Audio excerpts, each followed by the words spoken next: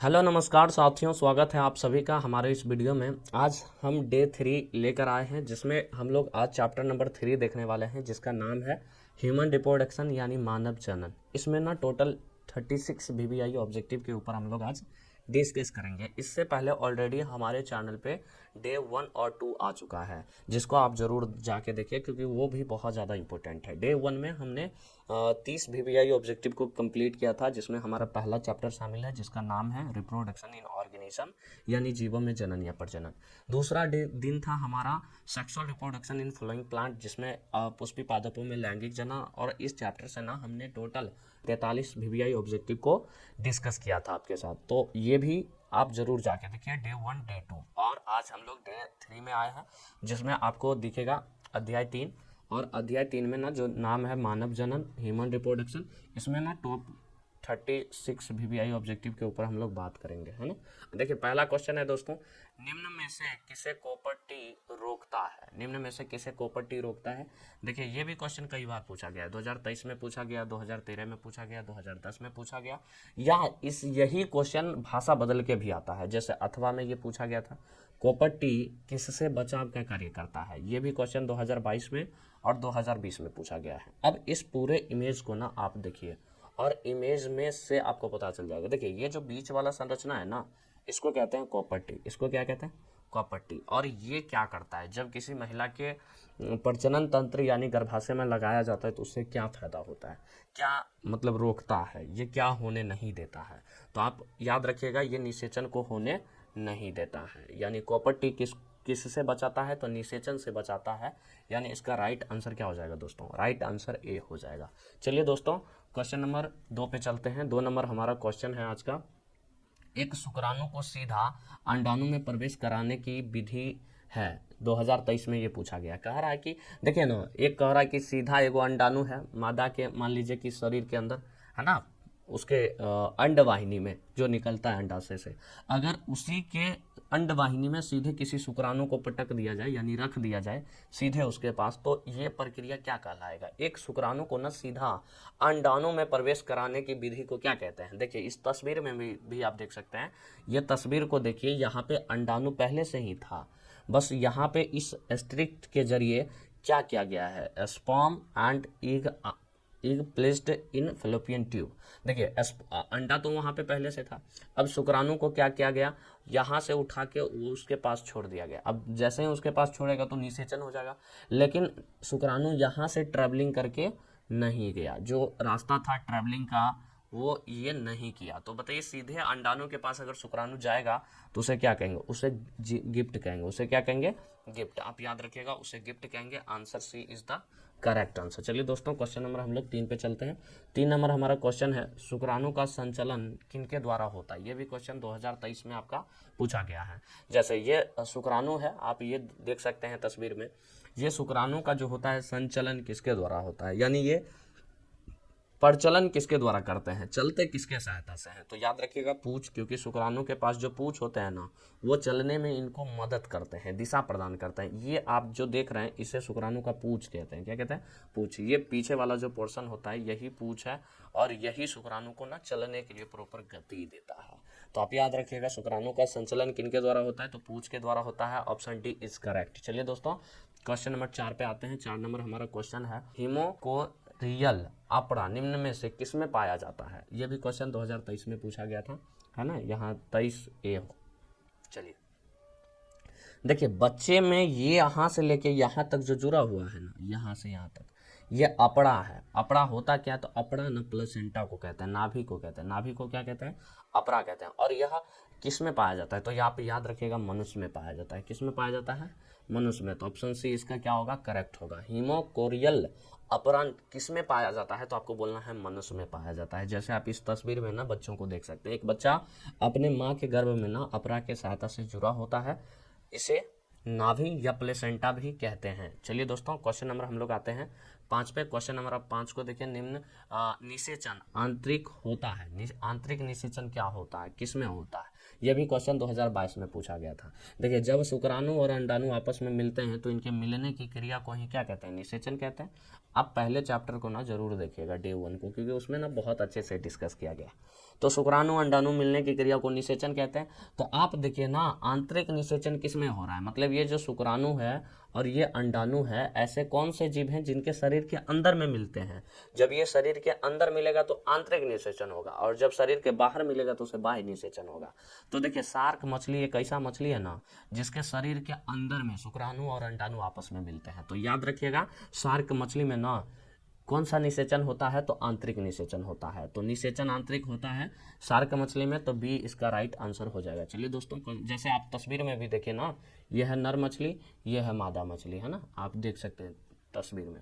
चलिए दोस्तों, question number 6 पे चलते हैं। 6 नंबर हमारा क्वेश्चन है दोस्तों, मनुष्य में अपड़ा का निर्माण होता है। मनुष्य में अपड़ा का निर्माण किसके द्वारा होता है, 2022 में क्वेश्चन पूछा गया।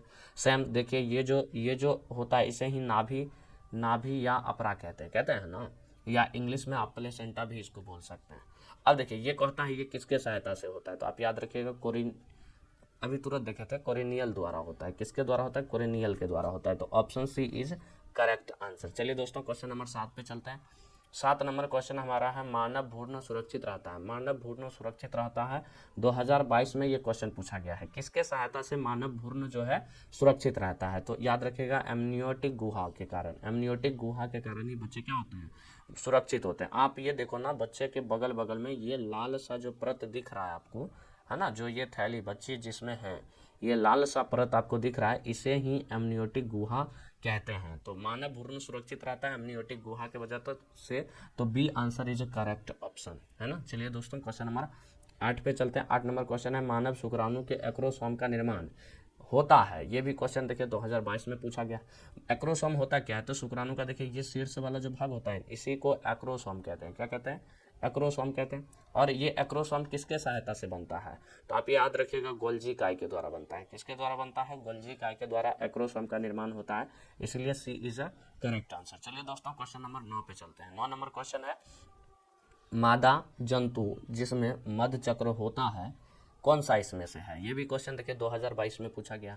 आप याद रखिएगा दोस्तों, मध चक्र हमेशा मनुष्य के जैसे नहीं दिखने वाले जीवों में होता है, और जो भी मनुष्य के जैसा दिखेगा, जो भी जीव मनुष्य के जैसा दिखेगा, उसमें ऋतुस्रावी चक्र या मासिक चक्र होगा, जो कि मनुष्य के जैसे नहीं दिखने वाले सभी जीवों में मध चक्र होगा, है ना। मासिक चक्रों को रज चक्र भी बोलते हैं, तो याद रखिएगा। जैसे देखो, गाय भैंस कुत्ता बिल्ली ये सब क्या होते हैं, मनुष्य के जैसे नहीं दिखते हैं, तो इस सब में क्या होगा, मध चक्र होता है। जैसे इस गाय का एग्जाम्पल आप लीजिए, गाय क्या है, मनुष्य के जैसे नहीं दिख रहे हैं, तो इसमें क्या होगा, मध चक्र होगा, है ना, मध चक्र होगा। तो यहाँ पे देखिए बंदर में भी क्या होता है, रज चक्र होता है ना, क्योंकि मनुष्य के जैसे हैं, मनुष्य में भी क्या होता है, रज चक्र होता है। ये भी दोनों वही हो गया। तो गाय एक ऐसा ऑप्शन बचा है जिसमें हमारा मध चक्र होता है, तो मध चक्र वाला आंसर यहाँ पे डी हो जाएगा, है ना। चलिए दोस्तों, क्वेश्चन नंबर हम लोग 10 पे आते हैं। 10 नंबर हमारा क्वेश्चन है दोस्तों, कैपिसिटेशन एक प्राकृतिक क्रिया है जो होती है, 2022 में ये क्वेश्चन पूछा गया है, कहाँ पे होती है बताइए। ये मादा जनन मार्ग में होता है। ये कहाँ पे होता है, मादा जनन मार्ग में होता है। आप मादा जनन मार्ग का तस्वीर यहाँ पे भी देख सकते हैं, इसी को जूम करके मैंने यहाँ पे दिखाया है ना। तो इसका राइट आंसर क्या हो जाएगा दोस्तों, इसका राइट आंसर बी हो जाएगा। चलिए दोस्तों, क्वेश्चन नंबर 11 पे आते हैं। 11 नंबर क्वेश्चन हमारा है, निम्नलिखित में से कौन गर्भाशय के स्तर में प्रत्यारोपित होता है। ये भी क्वेश्चन 2022 में पूछा गया। कह रहा है निम्नलिखित में से कौन गर्भाशय के स्तर में यहाँ पे अ को काट दीजिए, है ना, थोड़ा सा आपको प्रोनाउंसिएशन में अशुद्ध बुझाएगा, है ना। निम्नलिखित में से कौन गर्भाशय के स्तर में प्रत्यारोपित होता है, 2022 में क्वेश्चन पूछा गया है। तो याद रखिएगा बुआ, ब्लास्टोसिस्ट जो होता है ना, यही गर्भाशय में जाके क्या होता है, चिपकता है। अब देखिए यहाँ पे निषेचन की क्रिया हुआ, अब निषेचन के बाद डे 1 की क्रिया, डे 2, डे 3, डे 4, है ना, डे फिर आपका सीधा चला जाएगा 4, फिर 5, है ना। तो 5 वाला जो डे होता है ना, यही ब्लास्टोसाइट होता है ना। और यही जाके देखिए डे 7 में ना जाके गर्भाशय के अंत परत से चिपक जाते हैं दोस्तों। चलिए दोस्तों, क्वेश्चन नंबर हम लोग 12 पे आते हैं। 12 नंबर क्वेश्चन है, सेरोटोनिक कोशिका कहाँ पाए जाते हैं। ये क्वेश्चन 2021 में, 2017 में 2 बार पूछा गया है, कंपार्टमेंटल में, एक बार रेगुलर एग्जाम में। सेरोटोनिक कोशिका होता क्या है, समझिए दोस्तों। सेरोटोनिक कोशिका वह कोशिका होता है जो शुक्राणु को पोषण देता है। क्या देता है, पोषण देता है। इसका खोज एनरिको सेटोलिक नामक वैज्ञानिक के द्वारा किया गया था, है ना। ये पूछ रहा है कि कहाँ पाए जाते हैं, तो आप याद रखिएगा ये मनुष्य के शुक्राणु को पोषण देता है, तो शुक्राणु जहाँ पे बनेगा वहीं पे पोषण भी दिया जाएगा। तो यहाँ पे देखिए कह रहा है यकृत में तो नहीं होगा, यानी शुक्राणु जनन नलिका और विरसन नलिका में क्या पाया जाता है, तो सेटोलिक कोशिका पाया जाता है। आप इस चित्र को देखें ना, ये हो गया विरसन, है ना, मनुष्य का विरसन जिसमें शुक्राणु बनता है, और इसी के अंदर में ना छोटे छोटे नलिका होते हैं जो शुक्राणु बनाते हैं, और इसी के नलिका में ना कोशिका पाए जाते हैं जिसको कहते हैं सेटोलिक कोशिका, है।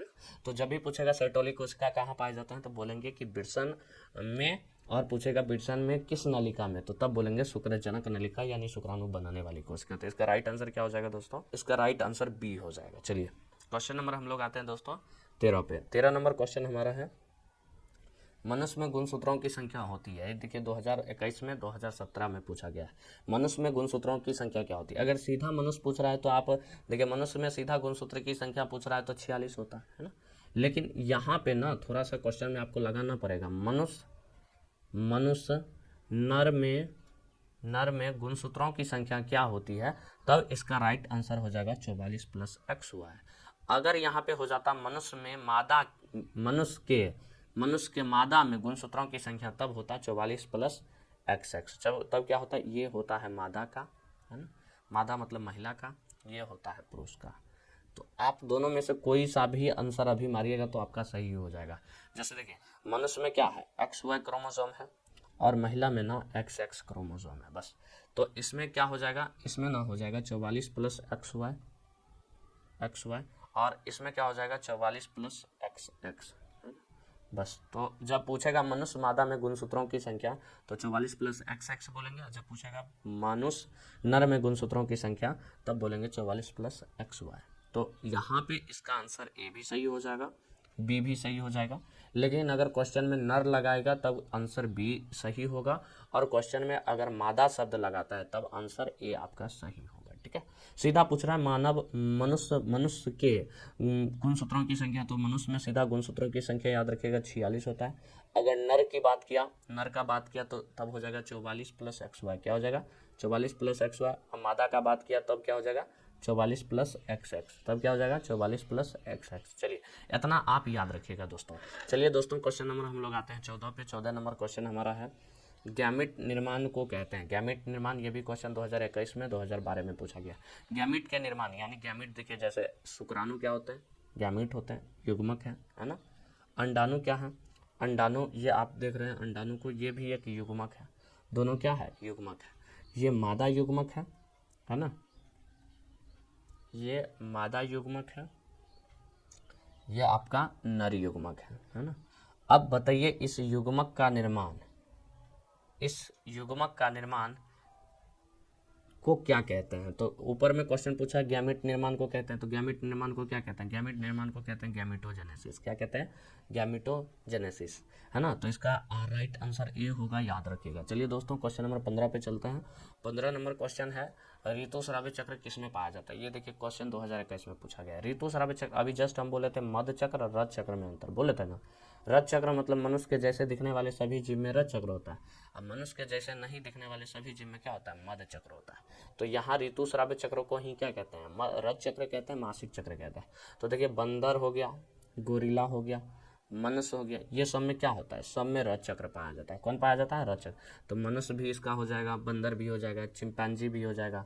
तो इसका राइट आंसर क्या होगा, इनमें से सभी। तो डी इसका क्या होगा, करेक्ट आंसर होगा। चलिए दोस्तों क्वेश्चन नंबर हम लोग 16 पे आते हैं। 16 नंबर क्वेश्चन है, निम्न में से कौन नर युग्मक से संयोजन कर भ्रूणपोष बनाता है। ये भी क्वेश्चन आपका 2021 में पूछा गया। देखिए नर युग्मक, ये आपका हो गया नर युग्मक, जिसको क्या कहते हैं, जिसको कहते हैं शुक्राणु। नर युग्मक, ये नर युग्मक है, इसका नाम शुक्राणु। ये किसके साथ निषेचन करके भ्रूणपोष बनाएगा, तो ये जो केंद्रक आपको दिख रहा है अंडाणु के पास, ये हो गया आपका द्वितीय केंद्रक। ये क्या हो गया, द्वितीय केंद्रक। द्वितीय केंद्रक क्यों बोल रहे हैं, क्योंकि ये दूसरा केंद्रक है। इसके शुक्राणु के ना जस्ट इस बीच में भी एक केंद्रक पाया जाता है। शुक्राणु के बीच में जो केंद्रक होता है इसे प्राथमिक केंद्रक कहते हैं। इसे क्या कहते हैं, प्राथमिक केंद्रक कहते हैं, है ना।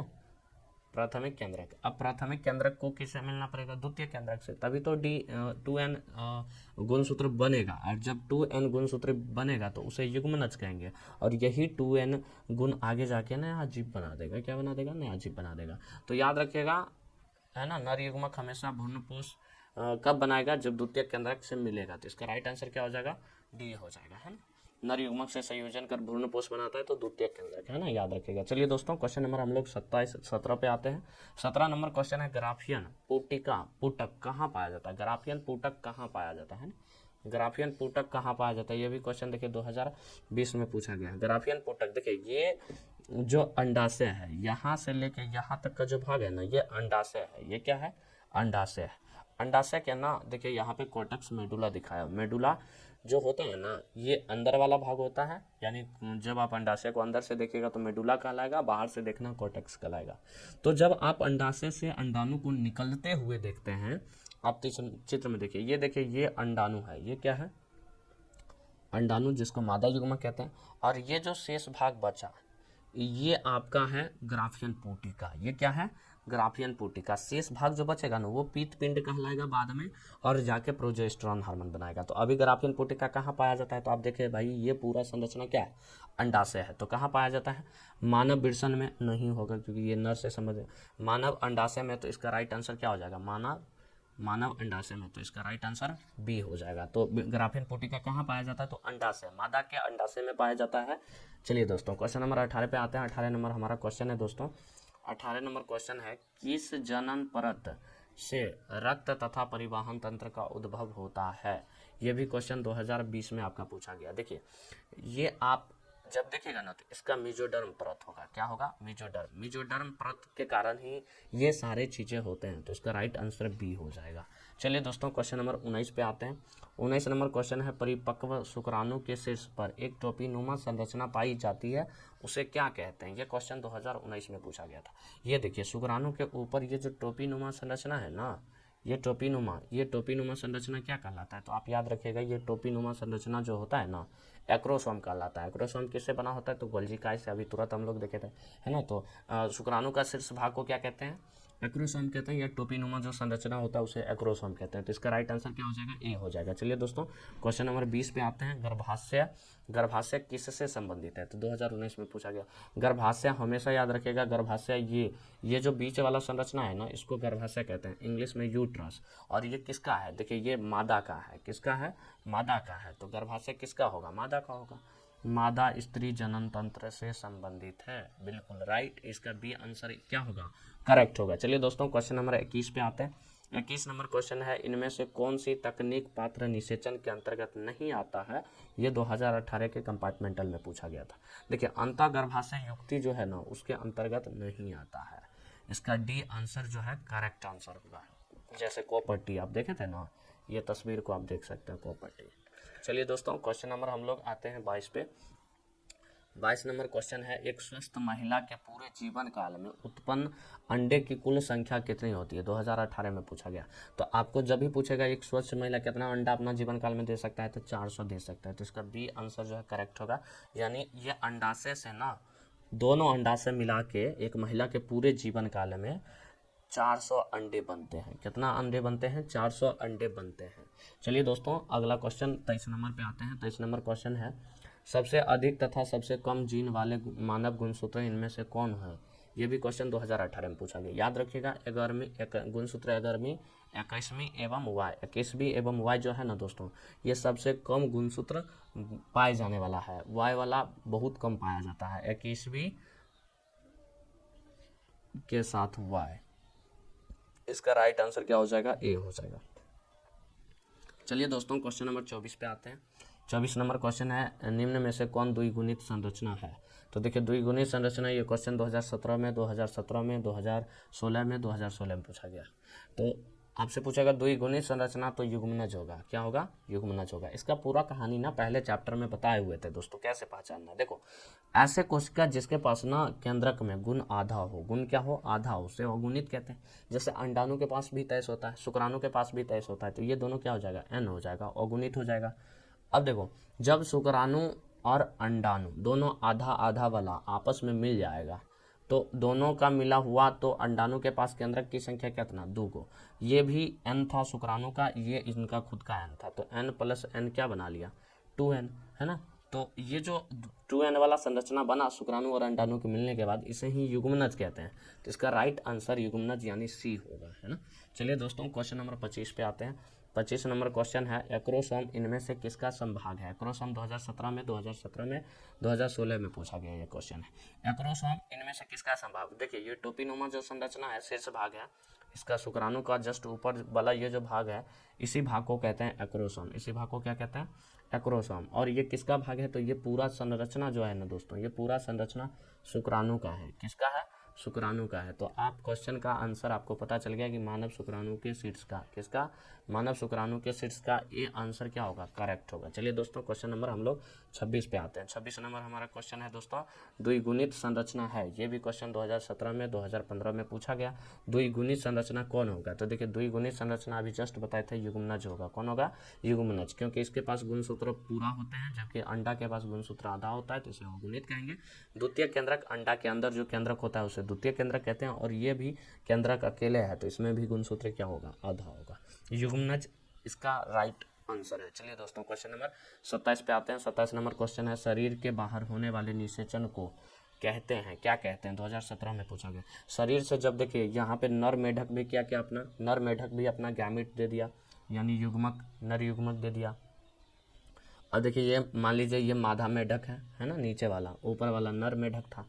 अब ये भी अपना यहाँ पे मेढक दे दिया, कहाँ पे, पानी में, पानी में दे दिया। अब जैसे ही देखें ना, sperm and egg are release into water, क्योंकि जो बाह्य निषेचन होता है ना, वहाँ पे कोई ना कोई माध्यम चाहिए। तो यहाँ पे माध्यम कौन बन रहा है, वाटर बन रहा है, जल बन रहा है ना। तो जब नर युग्मक भी इसमें आ गया, मादा युग्मक भी पानी में आ गया, तो दोनों तैरते तैरते कभी ना कभी आपस में मिलेगा, और निषेचन जो करेगा उसे कहेंगे बाहरी निषेचन या इन विट्रो कहेंगे। क्या कहेंगे, बाह्य निषेचन को ही इन विट्रो कहते हैं, याद रखिएगा। इसका राइट आंसर ए होगा। चलिए दोस्तों क्वेश्चन नंबर 28 पे चलते हैं। 28 नंबर क्वेश्चन है, पीतपिंड, कॉपर्स ल्यूटियम, पीतपिंड को ही ना इंग्लिश में कहते हैं कॉपर्स ल्यूटियम, किस हार्मोन को स्रावित करता है। देखिए हम बताए थे कि जब यहाँ ये अंडाशय है, जब इस अंडाशय से कोई अंडा बाहर आता है, तो देखिए ये अंडा जैसे ही बाहर आया तो अंडा का शेष भाग यहाँ पे बच गया। इस शेष भाग को ही पीतपिंड कहते हैं। क्या कहते हैं, पीतपिंड। और ये पीतपिंड ना एक हार्मोन रिलीज करता है जिसका नाम प्रोजेस्टेरॉन हार्मोन है। क्या नाम है, प्रोजेस्टेरॉन हार्मोन। और ये प्रोजेस्टेरॉन हार्मोन ना बच्चे को, मतलब ना गर्भाशय का जो परत होता है उसे पकड़ के रखता है ना। गर्भाशय का जो अंत परत होता है, जिसके टूटने के कारण महिलाओं में मध चक्र, ये रज चक्र शुरू होता है, उसे होने नहीं देता ये पीतपिंड। पुनः जब निषेचन नहीं होगा तो यह पीतपिंड नष्ट हो जाएगा। जैसे अंडा शरीर से बाहर होगा, पीतपिंड नष्ट हो जाएगा, तो पुनः गर्भाशय का परत टूटने लगेगा, जिससे पुनः मासिक चक्र शुरू हो जाएगा। तो इसका राइट आंसर बी होगा, याद रखिएगा। पीतपिंड कॉपर्स ल्यूटियम किस हार्मोन को स्रावित करता है, प्रोजेस्टेरॉन को स्रावित करता है। चलिए दोस्तों क्वेश्चन नंबर 29 पे आते हैं। 29 नंबर क्वेश्चन है, गर्भाशय एक पतली गिरवा द्वारा खुलता है, जिसे क्या कहते हैं। ये भी क्वेश्चन 2017।